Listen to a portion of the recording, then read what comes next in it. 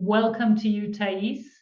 Thais Mantovani from Brazil. So Thais she's many things. She's an environmental activist. She is focused on rethinking education, and today's session is called Educating for the World We Need, which is obviously not what we have, but we'll hear more about that. And Thais also works in the Amazon with a lot of indigenous communities. We'll probably hear something about that too. So Thais, welcome. I'm so pleased that you're here, and I'm really looking forward to all that you're going to be sharing with us. So over to you. Thank you so much, Anya. It's great to be here with you. I have been collaborating with Local Future for a few years now, and it's an organization which is very dear to my heart. And I really believe in localization and all the efforts that Local Futures have been doing. And we are here in our Feminine Futures project within this webinar series, but has been a research we've been talking a lot between the mentors about how can our world and solutions include a feminine worldview, a feminine way of dealing with life and with our problems and with the systemic issues that we're living. So my research is a lot around education. So I will be looking towards an education which is more regenerative, has a feminine energy and values. So that's what we're going to be speaking about today. I am from Brazil, so I'm getting here to meet all of you looking at the chat. So we have Chris, who is from São Paulo, Brazil. I'm also from São Paulo, Brazil. Right now, I am in another space. I'm not in São Paulo. I'm in another city. I am in Chapada dos Veadeiros in Portuguese. So I am in a space where there are lots of table mountains and indigenous communities. I work with indigenous communities towards educational projects as well. So we are going to be talking a bit about that. And I am really happy to be in a space of nature, to be connected with this wonderful land, which is around the house. I'm here to speak with you, not only with our minds, but also with our hearts and our connection to nature, which I think is one of the most important things. I will be starting then the presentation, and I will speak a little bit about the organization I work for as well, so you can also know a bit of me. And so let's start. I will share my screen now and the presentation. So I'm going to put in present mode and we'll deep dive. Great. Educating for the world we need. So we will be speaking about rethinking learning. So what is learning? Rethinking our connection with each other, with collective ways of imagining future, but also rethinking the role of education within our lives. And this session, we've designed it to be in 3 sections, in 3 parts, and it's going to be a little bit interactive. So we will reflect together. And the idea is that we reflect together in order to create a collective understanding of the story that I'm going to present here, which has the title of Educating for the World We Need. So hold with me this thought. I will explain throughout the session. But the idea is that I'm going to speak and I'm going to talk about a few ideas. And then we're going to have a moment to stop and reflect. And then I'm going to speak again. We will stop and reflect. And then I'm going to speak again. And then we will stop and reflect. So this is going to be kind of the mood of the session. So we have some participation and we want to listen on what you are, how you are receiving everything we are talking about and what are your ideas as well. But for now, I'm going to introduce the topics and I am going to start by the root of our problems. So why are we here together? Why are we talking about feminine futures? Why are we talking that we need a different world or a different education? Because we're living in these many crisis with many multiple layers, right?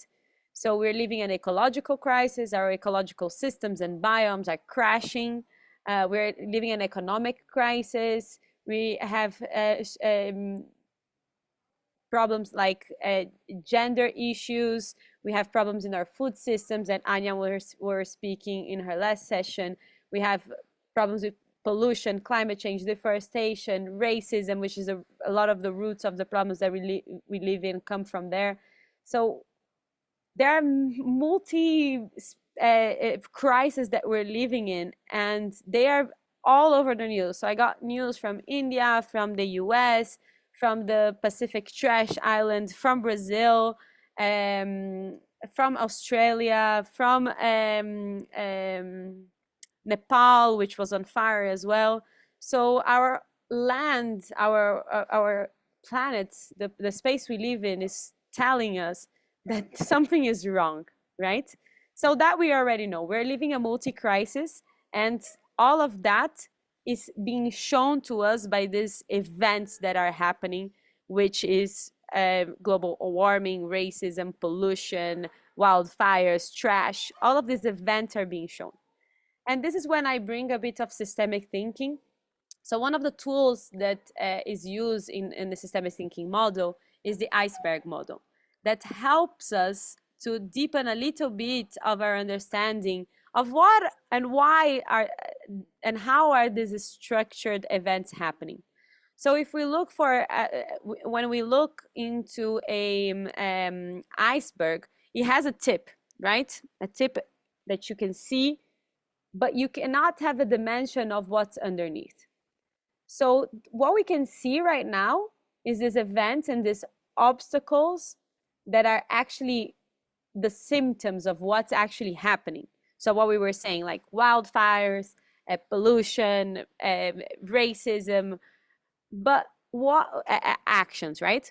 But what are the patterns and the trends, the behaviors that have been happening over time that took us here? And what are the underlying structures? What is influencing these patterns and trends? And more than that, how are these underlying structures made, structured by the mental models that are structuring all of that? So it's kind of what we're discussing here is what is the root of the problem that we are living? And what is hidden from, well, what is above the water, which are the events, and what is visible to our eyes, it's in the news, we know it. But what is underneath? What are the hidden patterns, the underlying structures, and the mental models, which are structuring all the problems that we're seeing? So what are the cultural beliefs that fuels the structures that are creating these events? What are the behaviors? What is the behaviors turning into actions that are resulting in the symptoms that we are feeling, right? So if we have a flu, we understand that we're having symptoms of flu, right? So our nose might be itchy, our head might be hurting, but what did we do to our body? What is happening within us that took us to this place of feeling these symptoms? So this is where I think education is a topic that we deep dive, because in education we're talking about these underlying beliefs and these underlying mental models. So the root of all these crises that we're living in is they're not separate. They come from the same place. They're expressions of this single crisis, right? So the separate crisis that may feel separate that we see, they have a deeper root, which I'm calling here the crisis of perception within the dominant narrative. So, oh my God, Thais, every time that I present this, people are like, what is the dominant narrative? I didn't understand. Why is it a crisis of perception, right? So what is a narrative? Why am I saying it's a crisis of narrative? Because we see that the difference, one of which I believe are the differences between humans and other animals, is our ability to tell stories that are super complex, and we believe in our stories, and these stories create agreements, and these agreements create actions that shape our reality. So if we ask ourselves, what's money, rather than a belief of value that we agreed on and that we use to exchange, because it's not something palpable as a table or as a tree, but it's an agreement we've made with each other of value that gives value to other things, and how we exchange this between us. So this is one power of story, and there are many other powers of story. So the story of success, for example, what is success? What it is to live a good life. Is it to live a good life is to have the best career, the best job, to get a lot of money, to have a nice house, to have a nice car. Why do we agree that this is the story of success? And what are other stories that could be valued in different ways?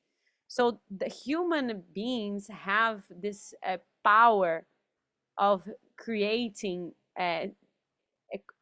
extremely complex narratives which we believe and that we live by. So I'm going to read here. I'm going to ask permission to read because I think this text helps us a lot. So the power of a society arises from a story, a system of agreements and narratives that serve as scaffolding for our world, that sustains our world, that shapes our sense of identity, what we are. We are humans. We are different than this. This country is different than that country. My religion is different than that religion. And we give different values to all of that.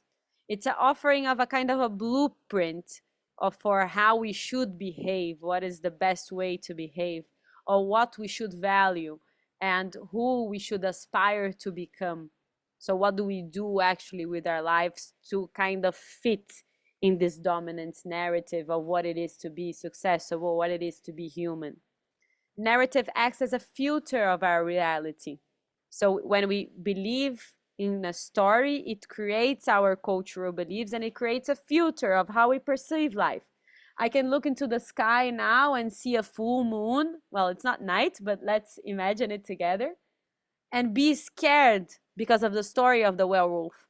Or I can look into the night and see the full moon and feel like I'm blessed because of the story of a goddess, or because the full moon, I believe in astrology, creates more energy. So depending on the story of a night of a full moon, it can make me anxious, it can make me scared, or it can make me super happy, it can make me blessed. So it depends on the filters of cultural reality that shapes our reality. We never simplify and perceive the world, we interpret the world within our filters. And this interpretation deepens largely on the stories that we have internalized about the world. So if in my point of view, I have been told since I was a child that success is to have a master's degree, I will run after this as the story of success of my life. But if otherwise, the story that I should go towards is a story of creating a house and creating a family and being a mother, then this is another story that I'm going to pursue. So the idea here is to understand that our education, not only, but our educational system has created stories and told us stories to make us fit within the system, not to outgrow us into social innovation and to find new ways of telling stories that are more accurate within connecting us to nature and connecting us to diversity of different epistemologies, of different ways of viewing the world. Our educational system are globalized, right? And here is why we're looking into like globalization as the new colonization, and making us fit into a system which might not be the true story for everyone. So when we sit children or even teenagers from the same age together to listen to this one single truth that the teacher has to speak, I know it's not only like that, but the idea of having this picture of like maybe more than 100 students looking at their MacBooks and telling them a single story of truth, that needs to go a different way. And even the way we research in academia also doesn't make space for indigenous knowledges, for example, or different ways of researching which are more sensitive and less rational, which could have the same value. But in the system today, it's not allowed to have the same value. So how can we look into an education that shapes our world towards a more nature connected and accepts a more diverse way of thinking and accessing the experience of life and the narratives of life? So the first part of our class is kind of a critique to the educational system today that creates this disconnection. So it separates us from nature. There is a classroom. I love this painting because there's a classroom and I'm separated from the natural world. And there are, we're going to talk later on about movements of like forest classrooms, for example, which is this movement of going out from the four wall building on the squared buildings and going into nature and learning from the river, for example. So education today disconnects us, giving an overemphasis on cognitive learning and performance. So I have to perform on this test. I have to be tested and to compete with other people from my class. I have to disconnect myself from my body, from my emotion, from my intuition, and I have to perform. I have to read, and I have to write an article in this time. So it kind of makes us fit into the system itself. It has colonial roots and industrial roots. So it's one size fits all. So I'm working with indigenous communities now, and the government here in Brazil, they have a one size fits all curriculum. So they want a curriculum that works for the big city, to be in the countryside, and to be indigenous communities. And it doesn't make sense because in indigenous communities, they don't even speak the same language. They're not used to be in the classroom for the full day. They learn growing foods together with their elders. And why doesn't the educational system open space for different types of learning? Different types of learning that are rooted into space, that are localized and not globalized, that look into each territory and understand what each territory needs to be taught, right? And not to extract knowledge, but to share knowledge and to understand that even if it's a child or a teenager, there is wisdom within the class itself for us to learn from each other. And we don't need to have an external expert to teach us everything. So I love this picture as well because there is a teacher and students, they are looking towards one direction. There is this like man up a few bricks and it's all squared and circles. And we have another way of seeing the world, which is a black woman looking towards another direction and feeling a bit sad, kind of, why isn't my epistemology being taught here as well?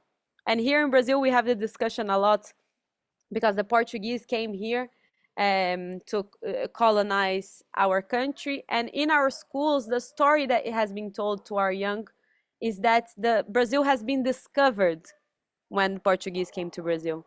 And we are looking into this way of telling our story. We're saying we don't want this story to be told like that. Brazil existed before the Portuguese came, so it was not discovered. So the ways we tell our stories, our narratives, they reproduce inequality and dominance. And it's a system in decline. I think most schools and universities around the world are rethinking their systems as well, as the economy is, as agriculture is, and all of that.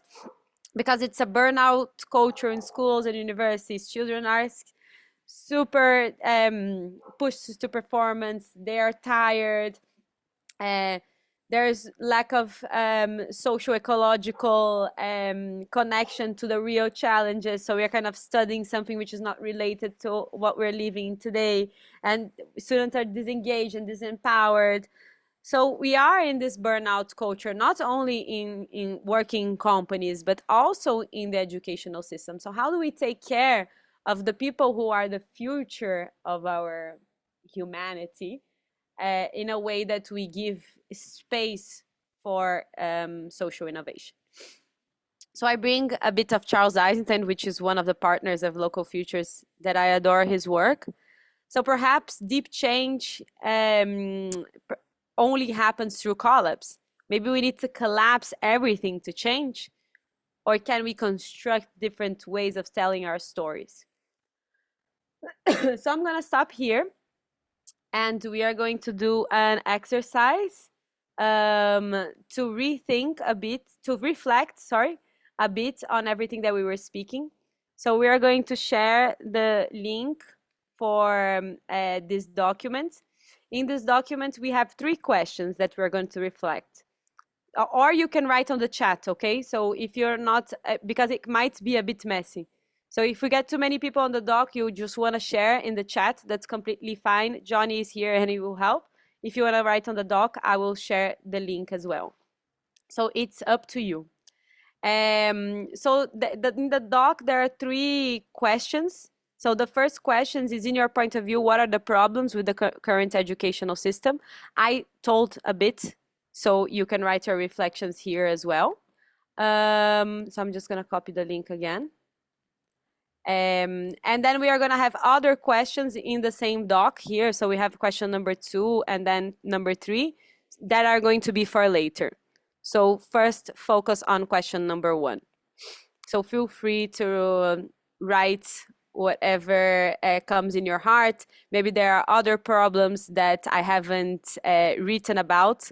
Please start writing about after the write your reflections here. That's perfect. So should we come into a space of complete collapse, like Charles Eisenstein has said? Or can we change the narratives? Can we change the way we learn? Can we change what we value towards spaces that create different types of futures? So when we say for a education that our world needs, so what is it that our world needs? I think maybe we here have kind of an agreement, but if we look into the wider population of the world, maybe we need to have more dialogue and conversations about that.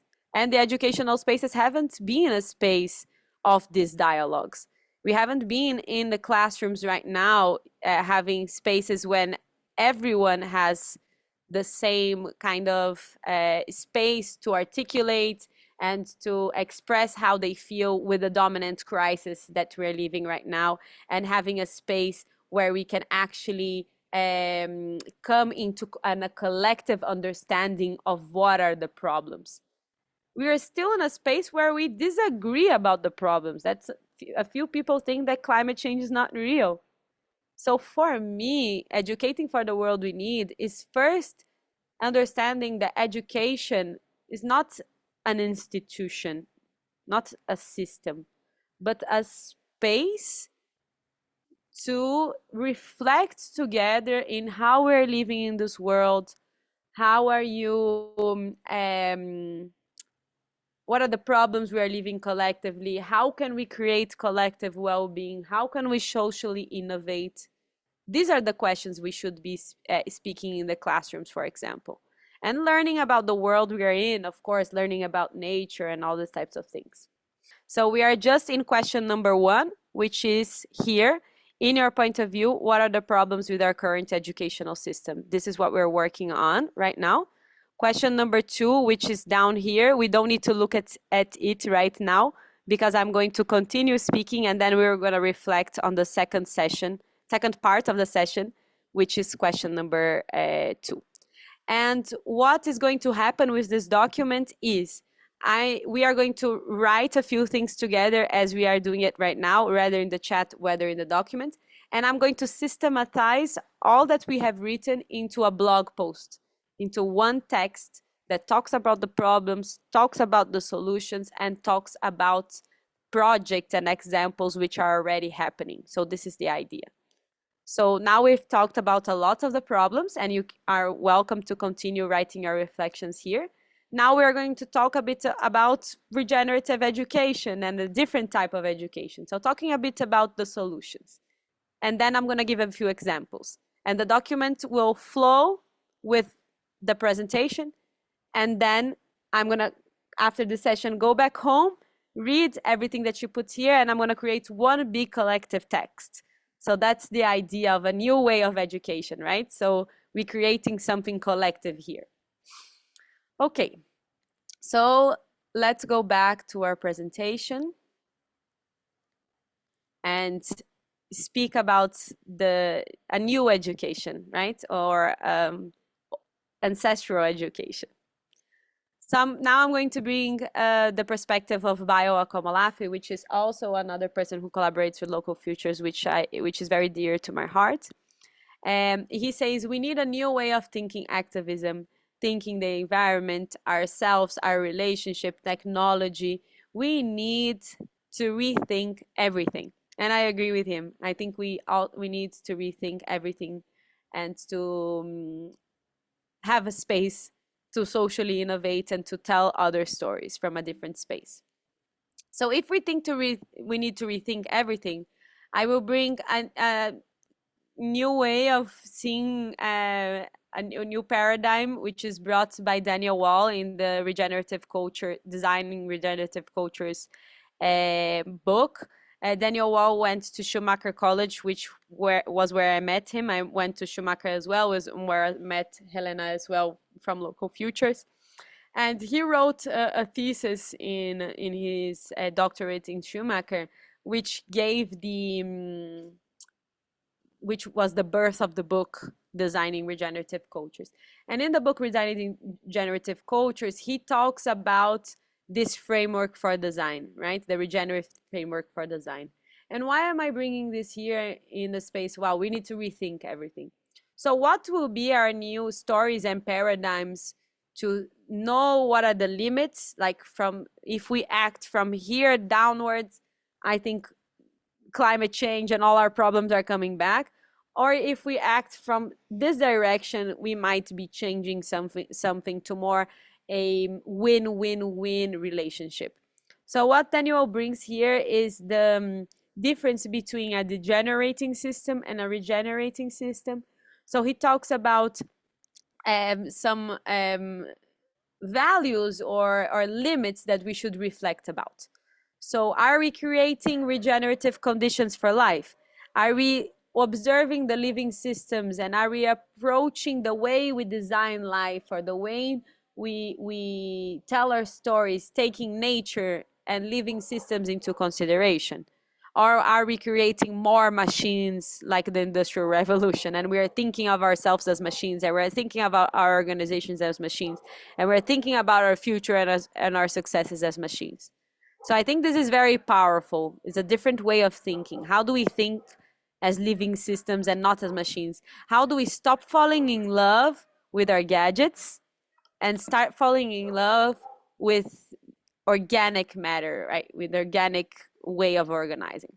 I think this is really good approach into seeing a new way of educating. Are we looking towards an education that creates competition and scarcity? So children or teenagers are competing for the highest grade, competing for the best space in school, for to be in this class or in that class, or to be in university? Or are we creating collaboration that creates abundance? So even how we are accepted in universities, for example, how do we shift from competition to collaboration? How do we make space with different models for more people to be welcomed, or for people to be welcomed in a more collaborative way? So this is, wow, revolutionary, right? So we need to start thinking about these new ways of approaching. So are we having a fragmented approach to the way we are telling our stories and designing our experiences? Or are we creating conductions for more life? So we can ask ourselves, like, is this classroom creating more life? Or is the result of what is being taught and how it's being taught creating less life, less space for well-being, for example? And I love how he puts that sustainable is not enough. We need regenerative, because to sustain the way that we're living right now as a neutral point, it's not going to be enough. because it's not how nature works as well. Nature works in a win-win-win, in a regenerative, always creating the new in transformation.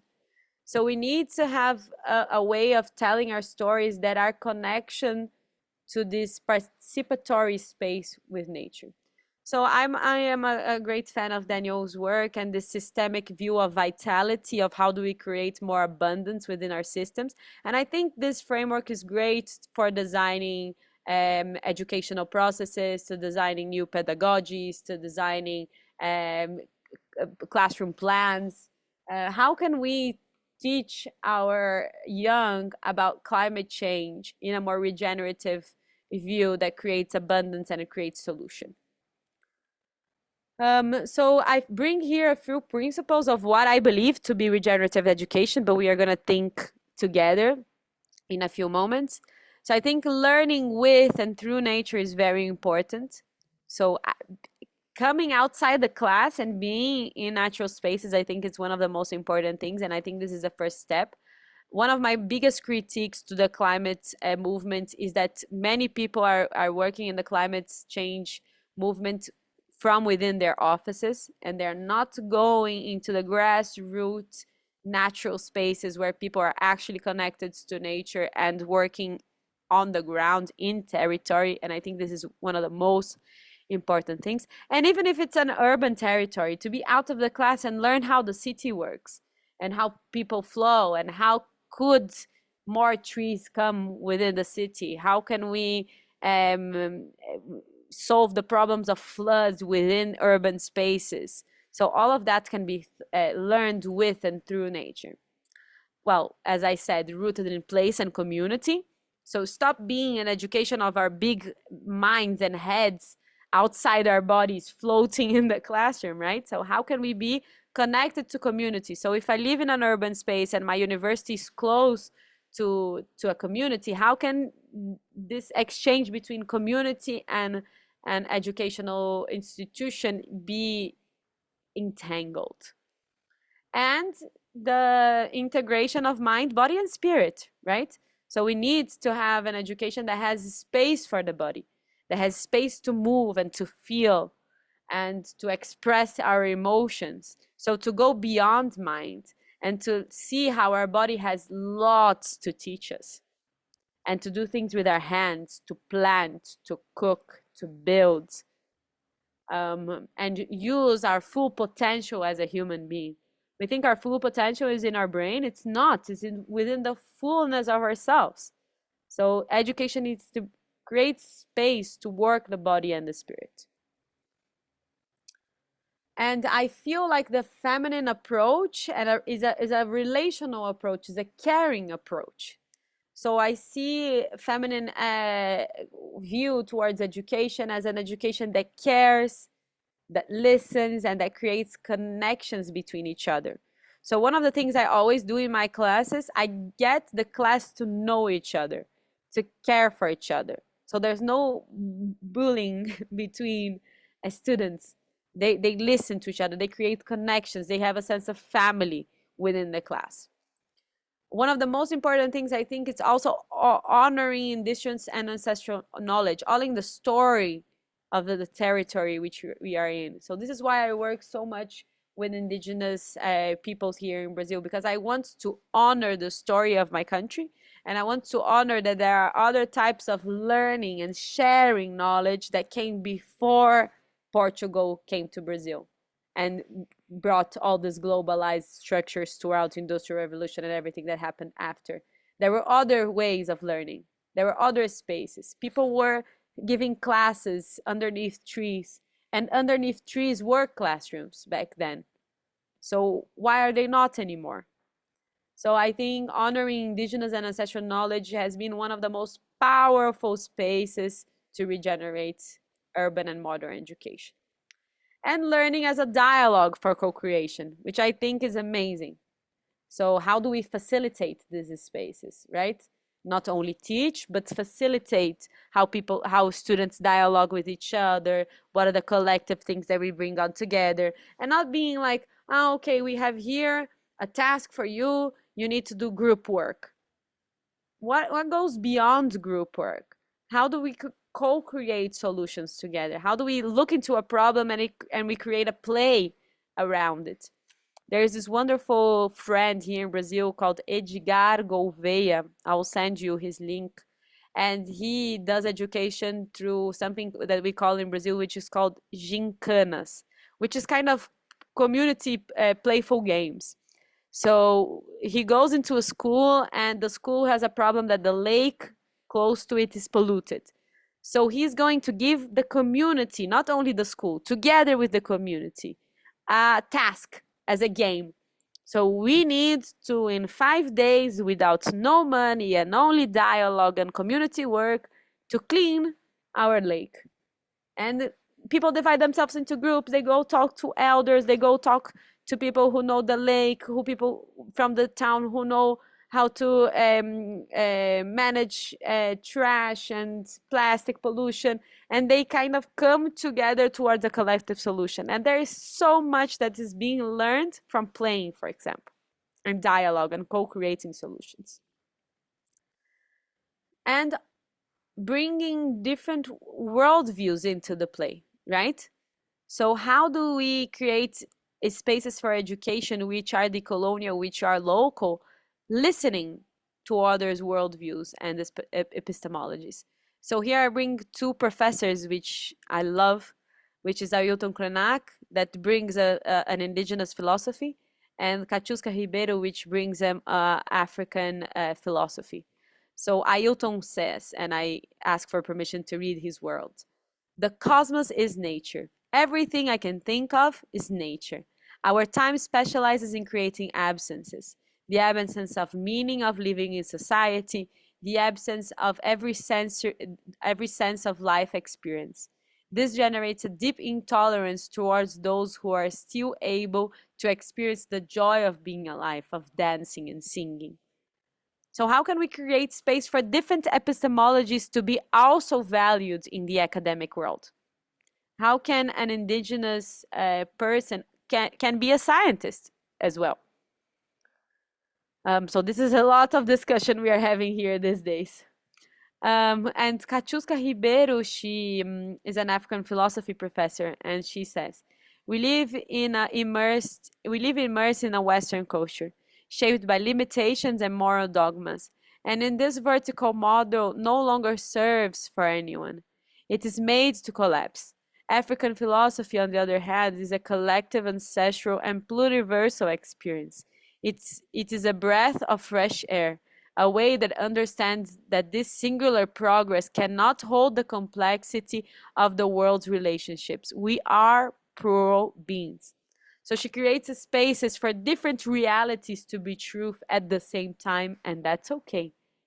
So what would be great for us to have different economies that comes from different worldviews, and that to be okay? And how could this be prototype inside our classrooms, right? So I think as we were seeing the iceberg of the systems thinking model, these mental models can be a space for creativity within our educational system, for different worldviews to come together and bring spaces for a diverse system and not a single story. So I kind of bring this provocation for us, which is hard, but it's the mission of our lifetime, to move away from a fragmented way of thinking into a more systemic worldview and way of thinking, then selecting what's truth, but integrating different truths. For that, disconnecting students, people as subjects to interconnection. Neri Oxman, that works with biomimicry in MIT, she's one of the people within the current university system fighting for integrated curriculum, that you can be an engineer, a biologist, a mathematics, and marketing in the same curriculum. So why do we need to separate and disconnect? But we can be interconnected. As I already said, moving away from competition into collaboration, moving away from centralized, sorry for the wrong spelling, into a decentralized. And localization movement works a lot with that, to moving to a decentralized way of looking into education. So as I gave the example, like the Brazilian government gives a methodology that every school must follow. How can we give space for adaptation and decentralization for education to be connected to community and to place? So a transformative role for education for me would be this space of collaboration, this space moving away from control into curiosity and being a more experimental space, away from domestication, so having people domesticated as we domesticated our animals, domesticating ourselves into this way we should be fitting into the system, into a space for more social innovation. So here is where I'm going to stop again. And we are going to go back to the document. And now we are going to look into question number 2, which is a bit of my computer being a bit slow as we wrote so much. There you go. What type of education is needed for a more regenerative world? So this is the question we're going to work together now. And I want to know your opinion. So I'll be reading a bit of the questions here, of the answers here.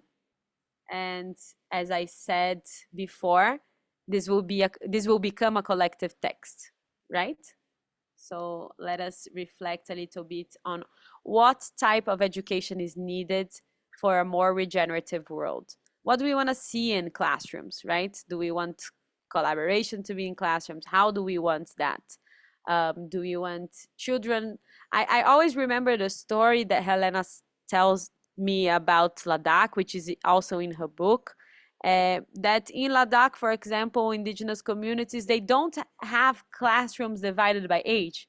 You have elders learning with younger children, with teenagers, and you have teenagers taking care of younger children. So how would be amazing to have university as a multi-age space that we can learn from children and we can learn from adults and we can have our elders back into the system, because we live in a system where our elders are completely cast aside, right? They're brought into this space that they need to be at home, they're too old. But how can they be within our systems telling their stories and learning from young people and showing how they went through life and being also in the space of social innovation? So I think um, this is something that might be innovative for us, but it's an ancestral knowledge that has been working for a few indigenous communities for a long time. So I think it's learning from our past and also playing with our future and being more playful about that as well. So let's see, an education that allows for each individual to be more authentic, their authentic selves. I also agree. Allows space to explore and learn, connected to safe and expansive, not reductive. I agree as well. Allows understanding that all is connected, independent, that collaboration is the key and competition is not the organizing principle of nature, that collaboration is part of the solution. I agree completely. And there is a person called Lynn Margulis, which is a biologist, and she wrote Gaia theory together with Lovelock, but she also wrote a book about symbiosis and how the world evolved through collaboration. So I think this is something beautiful from us to learn from how life has come into being in our world, multicellular life, and how can we learn from that as well, right? Run from bacteria. So let us read from the chat here. An education has to promote the understanding of an interconnected world, yes. But as you said earlier, it also has to bring students out of their passive learning based classrooms into spaces that promote embodied, inactive learning, connecting the mind, the body, and the environment exploration. Learn from touching, feeling, engaging, doing, learning. Yes, exactly. That is playful for one. I completely agree. So coming out of the classroom is something really important, and being the actual territory and living world. And I think also the books and materials that we use could also be more interactive with real life. So we can also use technology to play on that. I was talking to a school that they are doing living material work. So they kind of create this online version of the material that are going to do in class. And these classroom booklets, they evolve after each year. So we have the learnings of the past year, and the material evolves so that the next year it is a little bit more refined and has a little bit of more flavor of what the last year understood and learned and evolved. So it's kind of an ever evolving living material, they said.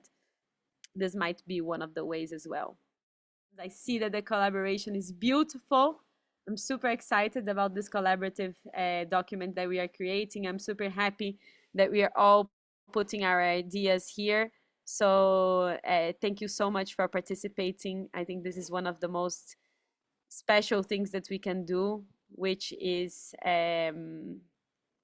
sharing our knowledge and creating this higher, bigger understanding of the group.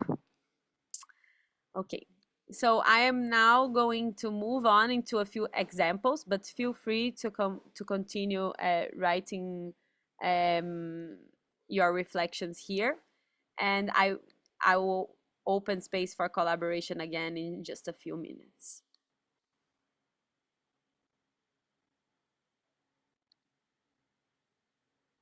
Okay. So now I'm going to talk a little bit about EcoUniversidade, which is the organization I founded and I work with. So this is our logo. We see it as a seed that is a bit different, the top from the bottom. It shows the duality of our world, but also creates a bridge between these worlds, a space between these worlds for interconnectedness.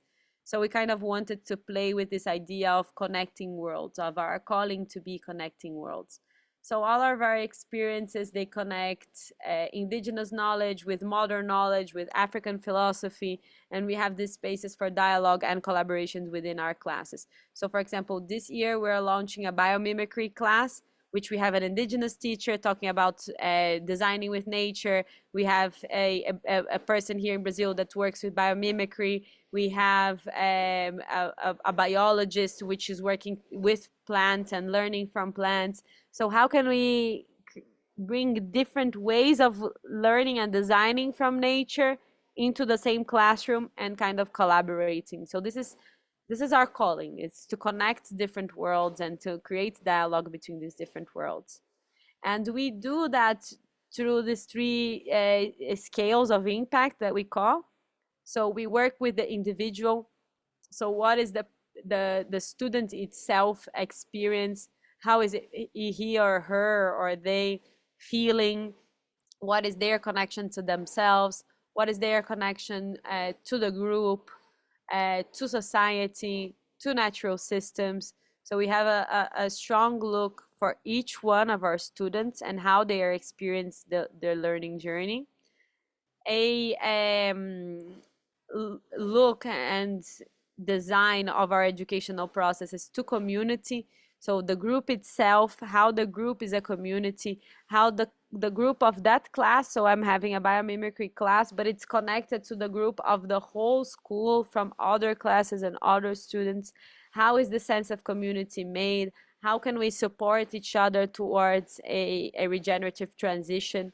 Because when you decide to study about regeneration, sometimes your job changes as well and your life changes as well, because it's a kind of an integral change. So how do we support ourselves within the learning listening circles and dialogue circles, and with territory? So how is each and every one of our courses connected to a territory? So we go often and we take our students to the territory to learn about how something is done there.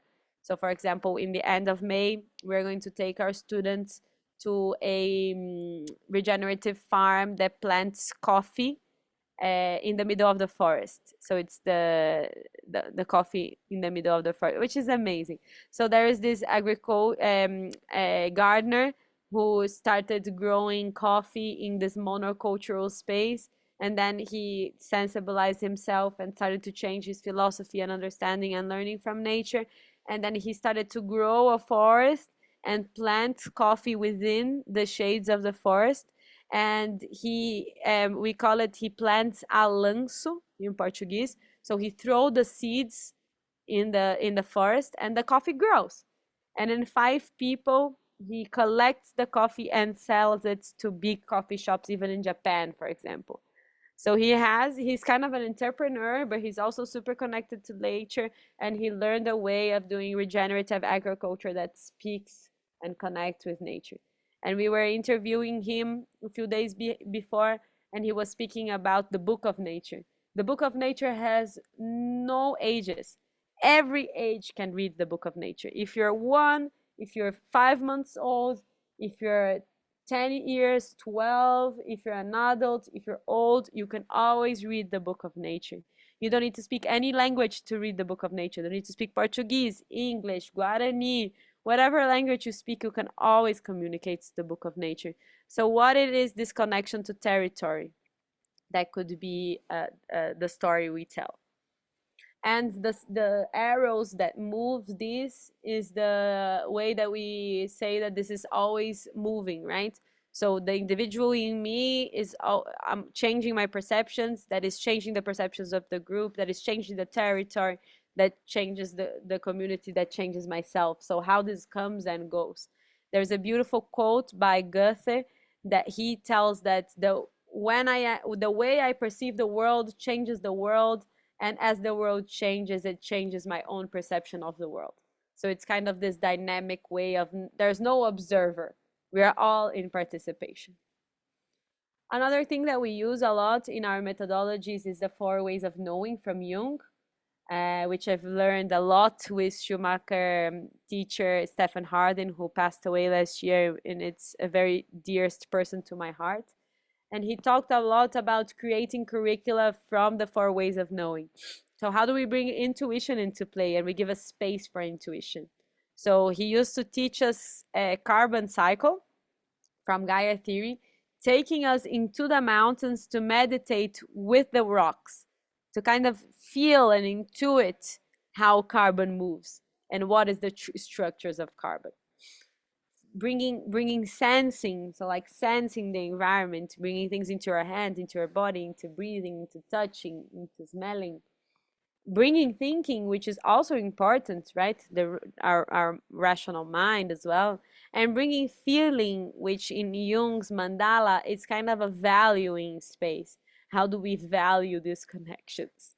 It's not if I feel sad or happy, but how does this relationship creates value within myself? And then we design curricula like that. So when I have a new class to design, I ask the mentors, we call our teachers mentors, how are we going to work? Okay, so I understood what type of topic and content you want to share with our students, but how are you going to work with intuition? What is the space for intuition in your curriculum? What is the space for sensing? Even if we are in our own houses, we don't need to be in territory to start sensing. We can ask people to, we do a biomimicry class, which I love, which is only with water. Get a bucket of water, and we do many exercises with sensing and water within biomimicry. And a space for feeling, for valuing the experience and the connections that happen, to share how we feel and to share a bit of this more deep space within the group. So we always start with check in and check out. How is the group getting here? How are we coming out? How did we feel this experience was? What do we feel is the next step, for example? And being open for change and adaptation, of course. It's not radical. There are creative spaces, right? We have a kind of sense of how the classes are going to be, but we also have intentional space for improvisation, for example. So these are a few projects that we did. So we work with universities, we work with communities, we work with companies. So whenever we can do regenerative education, we're there. So we received Bio, that I was speaking from the quotes before. Biocomi in Brazil is an international philosopher, and we did a learning journey with him. So we took him to favela communities in São Paulo and growing gardens within the favela communities that we planted food together and discussed about philosophy within the favelas. We took him to ESPM, which was the university I graduated from, which is a marketing university, and we talked about uh, social, not innovation. I forgot the name of the class. I will remember. Social sciences. Sorry. So he gave a class for the social science group, and we talked about consumption and consumerism. And you see, there were more than 300 people there to listen to him. We did a leadership training for times of climate crisis with young people from a community called YPO. So we talked about them inner development goals, for example, which are kind of the inner part of the sustainable development goals. So we talked about how should, if you're leading a climate transition, how it needs your inner space needs to be so that you can be more collaborative, that you can listen more to your intuition, and all of these types of things. We also are working with simulation for COP30. So we're going to have the next COP, which is one of the biggest UN conferences for climate, and everything that's being discussed is super kind of high level, and no one understands what it is, the COP, and how are the negotiations done, and it's all blah blah blah and no action. So we're trying to bring this to a more local level and having communities in the same space and kind of simulating how these negotiations are done so that people understand what's happening and how can people influence as it's happening in Brazil, and trying to educate the population around what's COP and what we can do and what are the problems, what are the good things, and how can we articulate ourselves. So we did many things, but one of the projects that I love the most is the collaborative workshops. This one that we went to two indigenous communities in the Amazon, and we did a collective journey around entrepreneurship with the indigenous women. So there were more than 300 women. We spent 25 days in territory speaking to them, talking about culture, what it is to be an indigenous woman and an entrepreneur, how is being an indigenous entrepreneur different than being a modern entrepreneur, what are the different values, we are interpreting in being an entrepreneur for what, right? So we want our entrepreneurship to be in service of our culture and not to be slaves of our own businesses that we are bringing about. And the most beautiful thing is that out of this project, the women created an association. So they didn't have an association from women before. So they created an association of indigenous artisans and political influence for indigenous women in this space in the Amazon, which is called Oiapoque, which is kind of the tip of Brazil in the border with the French Guiana. So we were there, and we continue speaking to them and being mentors of them within this space. And they called us. They said the problem they had is that they had a problem with their plantation, their cassava plantation, mandioca plantation. And they said, we don't have, we can't plant anymore because of climate change. The conditions changed so much that cassava is not growing anymore. And we need to have something else to pay for things that we want and to also be able to grow other food. So they decided to work with seed banks, and also to make this type of bio jewelry made from seeds. So we helped them throughout their process in understanding what it is to work with seeds, to work with culture, to teach each other how to make biojewelry, how to being a collective entrepreneurship. So it was an amazing project. I can send you the video later. So this is a bit about us. But I want to give other examples as well, because we are just one of so many other learning communities and educational projects that are running in the world. So here in Brazil, we have also a college called Chiba, which I've been there, and it's one of the most amazing places. It's an educational center for ecology and architecture. So it's founded by Johan van Leeuwen, and he created, he's the author of The Barefoot Architect. And it's a beautiful school in the middle of the forest in the countryside of Rio de Janeiro.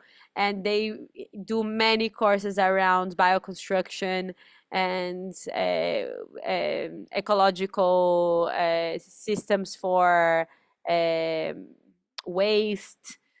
So they have many techniques. They have people from all over the world, and they are very place-based, community, dialogue-centered, hands-on, meditation, intuition, growing together, planting, cooking. So I think it's a wonderful space, rethinking architecture and bioconstructure in the world, but especially here in Brazil.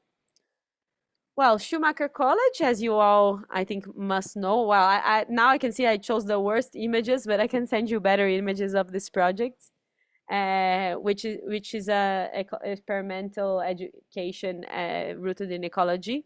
I've studied there. Students from all over the world go there. They had courses like holistic science, regenerative economics or economics for transition, ecological design thinking. Now the college is not running within the Dartington buildings, but it has continued as Schumacher Wild, and it continues having a few courses. So if you want to continue following the Schumacher College work, you can go in Schumacher Wild, and you are going to have the continuation of Schumacher alumni together with Satish to bring forward the college philosophy. And I wanted to finish with the EcoUniversidade Alliance, which we are a part of. So we are EcoUniversidade, and there is the EcoUniversidade Alliance. It's kind of similar, but one is a global alliance of all that all learning spaces can sign up, and we are part of that. And the other one is one actual university, which is EcoUniversidade, which I work with. So the EcoUniversidade Alliance is trans-local community. So it's a global community that gather hundreds of learning spaces and meets together and have regional gatherings. I participated of a few gatherings, have learning experiences, mutual aid. So we help each other. We have internships, like my students can go studying in Mexico or in the US and other schools as well. So I will just share a bit here of their website. And here you can see the EcoUniversities. Johnny will share the link. And then you can see the map where you have like EcoUniversities all over the world. And then you can go like from Africa to Asia, so many in Asia, to Latin America. And then you can see each one of the projects that are working with regenerative and alternative education all over the world. Get in touch, collaborates. I think the network is amazing, and it's showing how this different type of education is needed all over the world. And just to finish, I would like to finish with well, before I finish, actually, let's go back to the document and let's share our ideas, our projects now. So now the question 3 is to share with us educational projects that inspire you. And I've seen you already started, which is great. I love it. So the idea is for us to create a collective mapping as well that I can also send to EcoUniversity, so they can widen their network, and also local futures can widen their network, and we can learn from each other. Black Mountain College is amazing. I've talked to them in the last EcoUniversity gatherings, which was really cool. Escola da Ponte as well is amazing. I also love this project. So please just go in the document and write as much as you can from different organizations that you know, so that we have a collective mapping, and this will also be part of our article together. So I can see that you're writing, and thank you so much for sharing our collective mapping together. So as you write a few of the projects that you are thinking up, I'm just gonna end on a light note of a quote from Joanna Macy, which is one of the people who inspire me a lot, and I love what she brings here as well. So she says, and I ask for permission to read her words. The greatest gift you can give is to be fully present. When you worry about whether you're hopeful or hopeless, pessimistic or optimistic, who cares? What matters most is that you're showing up, that you're here, and you're finding more and more capacity to love this world. Because it won't be healed without that. It is what we will spark our intelligence, ingenuity, and solidarity for healing our world. So I get, every time I read this quote, I get a bit emotional. So I'm sorry for that, because it's a work that touches my heart. It's not only work, it's life. But it's a space of that I've learned as an activist, because I work with education, but I'm always also very activist in everything that I bring, is that there is space for us to feel whatever we feel, like hopeless or hopeful within everything that's happening in the world. And we don't have much control into what is going to happen, if we're going to make it in our lifetime, if it's not, if our children are going to make it. But I think the most sincere thing we can do is to be present, love the world, and give the best that we can within what we love. So I feel like this quote represents me somehow, that I'm here doing the best as I can, loving the world and loving the space of work which I feel most potent, which is in learning spaces, in educational spaces. So that's it. Thank you so much for being with me and coping with me. I'm seeing a few comments here, and my brothers and sisters are really young. I'm 31 years old, but my brothers are like 15, and they study in Waldorf schools, and I love Rudolf Steiner and Waldorf schools as well. So now it's a space for you to bring questions. Anya will be facilitating so that we can interact a bit until the end of our session. Thank you, Anya. Oh, thank you, Thais, for all that you've shared. And I'd say thank you to the great group of people that are pooling all their thoughts, reflections, and projects. So I can't wait to see what that piece of synthesis, the writing you're going to come and share with us afterwards. I think it's a great initiative, and I think we can all learn from that. So well done. I love it. There are a couple of questions, and I'm sure there will be more, but just sort of a few practicalities. You know, there were several people that noticed that the website of the EcoUniversidade is not working. We've shared the Instagram. I shared the fact that the website is under construction, as I understand. But I was also wondering if do you have a newsletter? Something people can sign up for? Maybe that's a way. Not everybody using social media, so that, you know, if you have that, that would be. Please share that with us. EcoUniversidade is in a transformational journey now. So this is why our website is not on air. Our old website is down. So we're in a period of no website, because we are reconstructing a bit of our narratives and things we learned. So we are 4 years old, And these 4 years, we've learned a lot and we've changed a little bit of our methodology. So this is why we're under construction of a new website. But as soon as it's out, I'll share with all of you. And yes, we have a newsletter. So I will share with you also our email, and you can email us and we will share with you whatever we have now. But in a few months' time, I think we will be in a new phase as a butterfly from how do we call it? I don't remember. But we'll become a butterfly. We are in the cocoon right now. Yeah, good. And if there are any courses that you're doing, you could hopefully you'll share about that in your newsletter. That was also a question about that. Yeah, there's a few. So sort of taking that last one, there is a question: is it possible to take courses online from EcoUniversidade? Yeah. I presume in English, but I don't know if you do that. Mhm. Today we are focused more in Brazil, but we are thinking about launching international courses as well. Yes, we are in metamorphosis. Perfect. Spanish-speaking people can be in our courses. We have a few people from Colombia, for example, that come to our courses. That we can give more kind of support.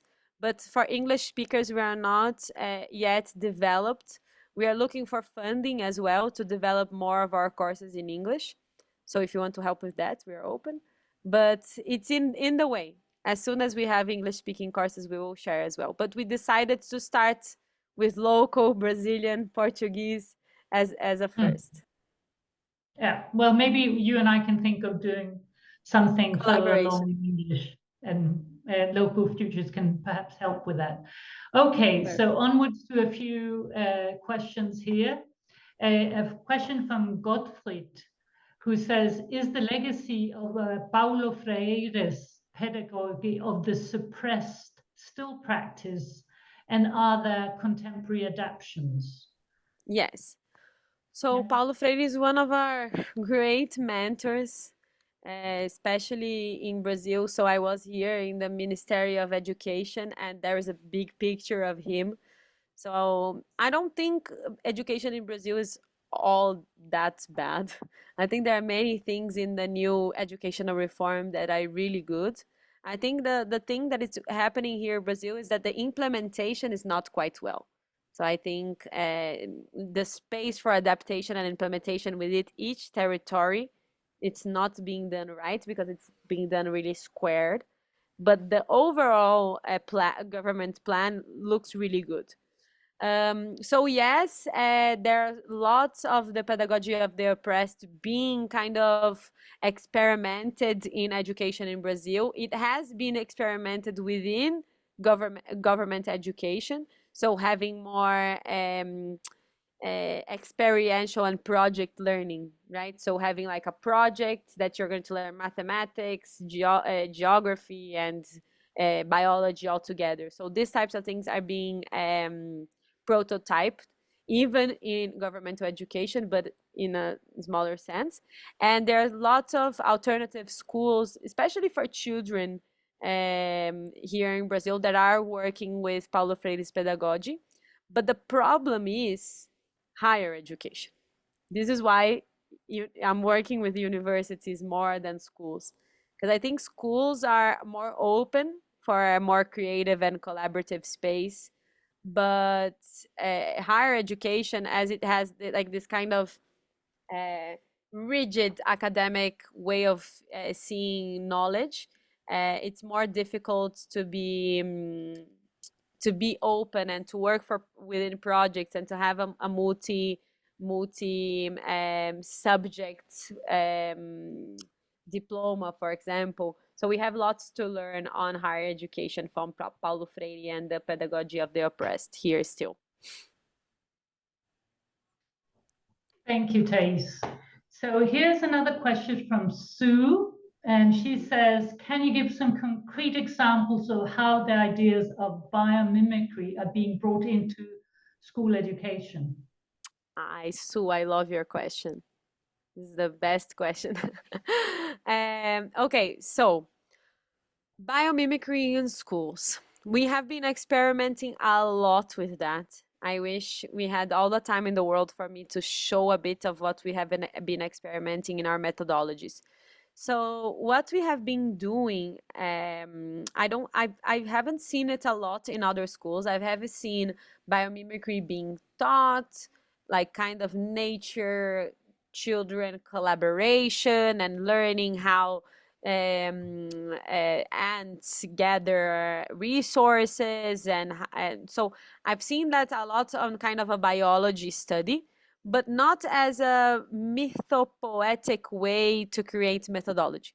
But we have been trying to do that in our own methodology. So what we did, we gathered with a few indigenous teachers and a biomimicry teacher here in Brazil. We've learned a bit about how to be inspired in the processes. And we started studying a bit of natural processes that we would like our students to go through. So we studied a lot about rewilding, which was my thesis in Schumacher College. So how does a degraded patch of land rewild itself? What is the first step? What are the first type of plants that come?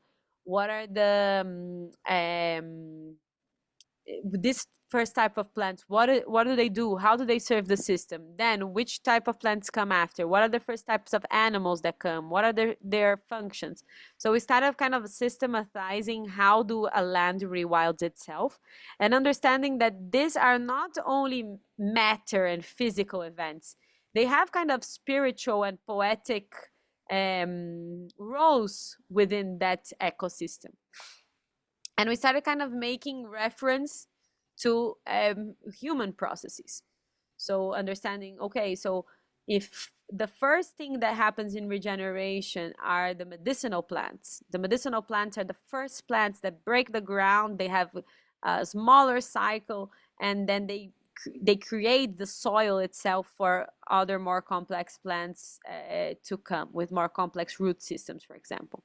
Oh, okay, so how do we first things that we use in our classes are connected to healing, this inner space, so that it opens spaces and creates soil for us to be discussing something more complex in the next classes. So we started to kind of create this kind of what we call mythopoetic analogies. And we are doing that, we're learning still. From many different processes that we would like for our students to go through. So we did that for inner transformation. So we kind of studied the metamorphosis of I forgot the name, like kind of the into the butterfly. What is the name of the small animal that becomes a butterfly? Where a lava? Yes, a lava. Yes. So when the lava goes into the cocoon and becomes a butterfly, how is this process? What is this transformation? A caterpillar. Yes, Sue, a caterpillar. Thank you, I Sue. forgot the name in English. So the caterpillar, what does it go through? When does it decide it's time to metamorphosis? What does it happen within the cocoon? It's not like the caterpillar creates wings. It melts itself down and then it recreates itself from the elements. How can we learn from that through a deep transformational processes? What is the resemblance from the caterpillar into the butterfly? What are the structures of resemblance? And what comes new? And what is this new way of life from a being that walked on the ground and now flies? So we kind of reflected a lot about that. And if each of our students are going to go through a metamorphosis process, because our end term objective is the mental model transformation, which is causing the events that we remember from our Iceberg model. So if you want to change mental models and beliefs so that we create different events up from the roots to the branches, we need transformation to happen. So how does transformation happen in nature? So we studied a lot of composting. How does composting happen? What are the different stages of composting? So is it hot? Is it cold? What type of organisms help? How do things break down? How does it become food for someone else? Who is this someone else that eats the compost? So we started to studying all of that in a more collective transformation. So we have inner transformation from the caterpillar to the butterfly. And then we started studying what are the collective transformation of composting shit together, for example. So if we want to compost and this comes from this idea, comes from a collective which I love a lot, the work, which is called the Collective Gesture Towards Decolonial Futures. Gesture towards decolonial futures. They also work with education. They have wonderful cartographies as well that learn from nature and indigenous people to share. So we did lots of this process. We learned from bacteria, from the bees. We studied a lot from collaboration from the bees and how do they collaborate, what are the signs, and how can we create more collaboration within our students learning from the bees. So I think biomimicry is one of the most special tools created until today. It doesn't have to be the exact methodology that the Biomimicry Institute did. You can co-create on top of it. And for me is the way that we look into nature, look into our brothers and sisters of other species, and learn from what they have learned for so many years of evolution, especially the bacteria, which are part of us and our ancestral cells, and try and mimic in a poetic way, in a kind of an intuitive way, the processes that we want to change and to live. Because we don't need to reinvent the wheel. We just need to look for references and try and do it differently. So we've got a couple of questions here that are tied together. We're almost finishing, so and I think there might be one more on the way. But so Beth is saying that we need to transform, including the UN and the COPs. Are there other UN processes in addition to the COP that you work with, like the biodiversity framework? I would love to, but not yet. We work with the UN for 2 projects. So the first one was with the indigenous woman that I said, which was around indigenous entrepreneurship. So the International Labor Organization is one of the branches of the UN who hired us to reinvent a methodology of indigenous entrepreneurship. And we tried. I can share it with you. And I think it was a first gesture towards that. And now we are working together for COP30, creating the Ancestral Wisdom House. So it's a cultural space for indigenous people to discuss their ancestral wisdoms and how can we influence the negotiations on COP. So these are the 2 projects we did. But I would love to do more. So thank you for the idea. And if you want to collaborate on that, I am open to as well.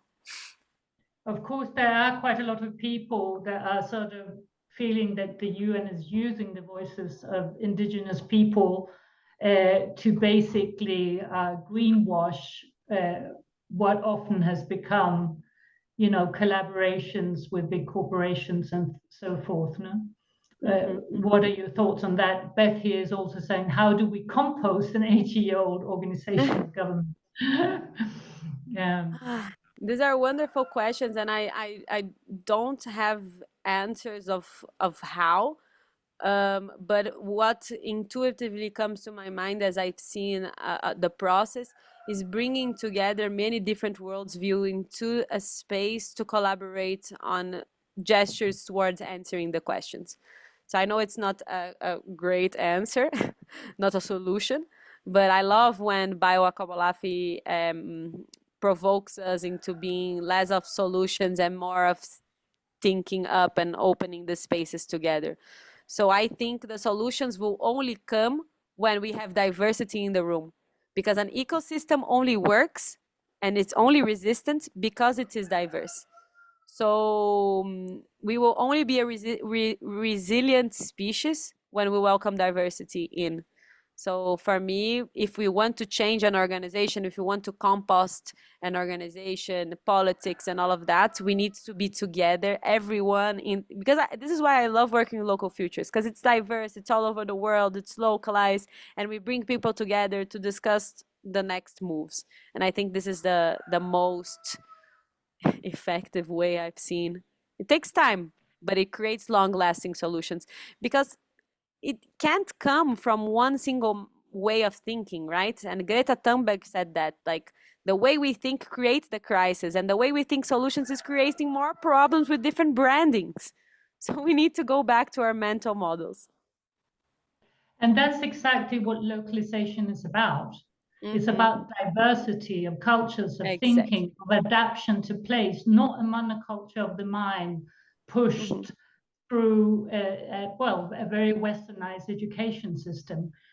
And I Exactly. just wanted to make a comment, because I've been involved with kind of alternative education and educating for the world we need here in Mexico on primary and secondary schooling, with including, teaching how to grow organic food, permaculture, reforestation, building with natural materials, herbal medicine, and so forth.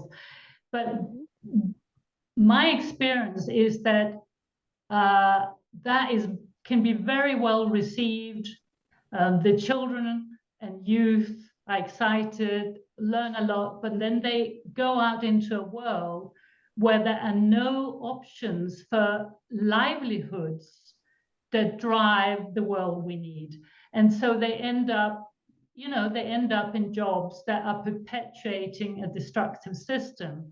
So I don't know what your thoughts are on that. I sort of feel that we need to think also when you say university level, or almost like education, is that we also need to think about creating the livelihoods alongside, because otherwise people get trapped in the system that we have. Ayana, thank you so much for bringing this topic up, because I think it's my personal journey right now. So when I Schumacher College for me was a great transformational experience, but I felt exactly that. When I came back to my country after I finished my master's at Schumacher, I was like, I don't know how to live in this world anymore. Like, I don't know how to fit in an organization anymore. So I completely agree. There is a huge gap, kind of a valley between what's the world that we want and what can be taught in our educational systems and what is happening right now within jobs and livelihoods. I don't have a solution, because I think it's going to take many years for transformation. But what we've been thinking about in EcoUniversity is about entrepreneurship. So I've discussed a lot that with Satish at the time, and he was like, "You are going to have to invent the new organizations of the future." So this is why I decided to be an entrepreneur and to, well, in my way, work with education, because it's what I love. But I have other friends working with other things like agriculture and bioconstruction and all of that, and helping our students to be entrepreneurs. So how, because it's not easy. Not because I'm going to create my own organization that it's going to be perfect. It's not. EcoUniversity is not perfect. It's not 100% decolonial and regenerative. And it's hard because I still have to fit in the system somehow, because I have to make money, I have to sell. So what we are doing is that we are creating this kind of what are the things that are non-negotiable for us. So, for example, one thing that is non-negotiable for us is diversity. I'm never going to give a class within our educational programs without diversity in our mentor selection, for example. And other things are non-negotiable. And what are the things I'm going to have to be more flexible to speak with the system and to compost the system, right? To kind of create the cracks within the system, as Bio says, for space for nature to grow. So we decided not to be a school only for students, right? Only for students that want to take classes with us. We are a school that works with other universities. So I'm going to the modern world, to the big pile of shit that we need to change, and I'm bringing new ways of thinking and composting the university, which is far away from what we're speaking here, but they need to take steps there. So I'm kind of doing activism within the universities. I'm talking to teachers and to coordinators, blah, blah, blah. Let's start by an extension program. Let me see what we can do with your students. Let's take your students to the Amazon, to the community, and start opening spaces. I'm also working with companies.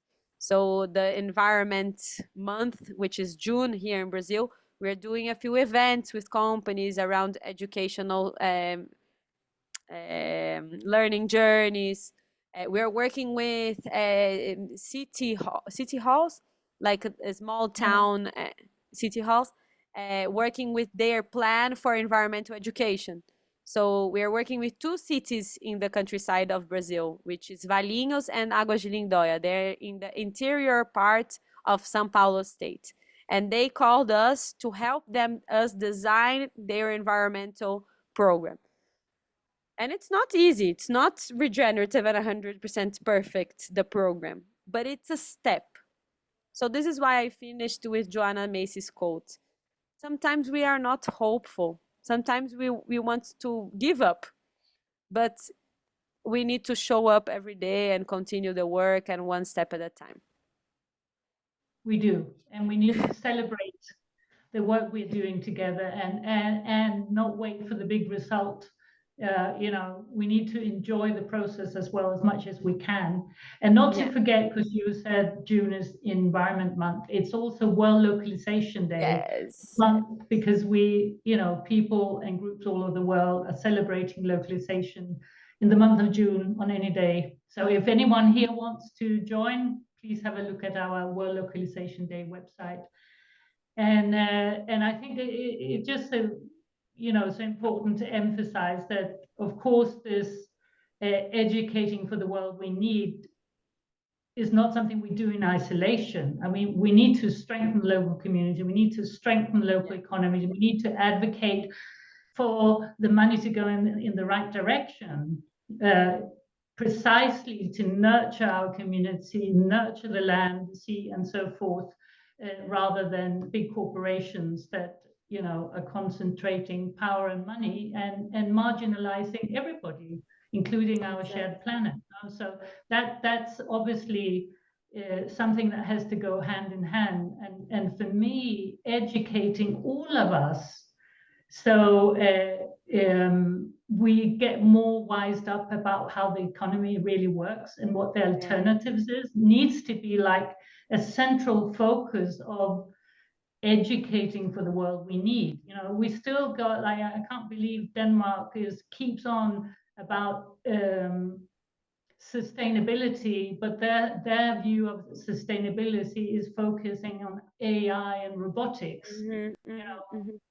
We need human wisdom, not artificial intelligence. Yes, I agree. Well, no more questions. Wonderful comments. So it's been wonderful. Thank you so much, Thais, for sharing everything that you're doing and all your reflections and analysis as well. And thank you to everybody here for all you contributed